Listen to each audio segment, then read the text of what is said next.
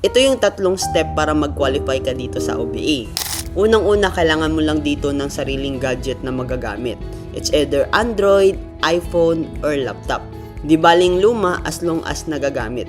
Pwede na yon. And dapat, meron kang stable internet connection.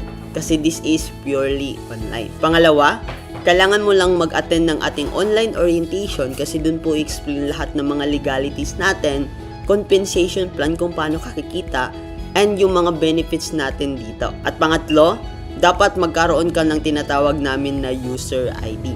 Yung user ID na yun, dun papasok lahat ng transaction and dun mo transparent mamomonitor ang yung income, and syempre dun mo din makikita kung magkano yung wini-withdraw na kinikita mo dito sa OBA.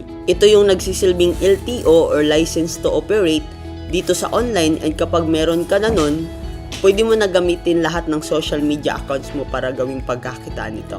Basically, ang gagawin mo lang, just purely copy and paste gamit ang sistema ng Copy and Earn ng Online Business Academy.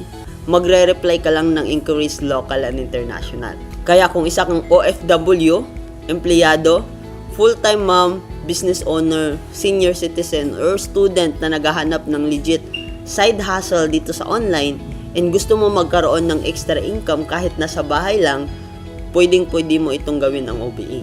Ang gagawin mo lang, i-like mo tong video na to, mag-comment ka sa baba, and i-share mo para at least marami tayong maturuan and matulungan. Message me directly para mag-guide kita. Kung hindi mo ako ma-message, mag-reply ka lang sa story ko or sa notes ko para ma-assist kita kagad. So see you in my inbox. God bless.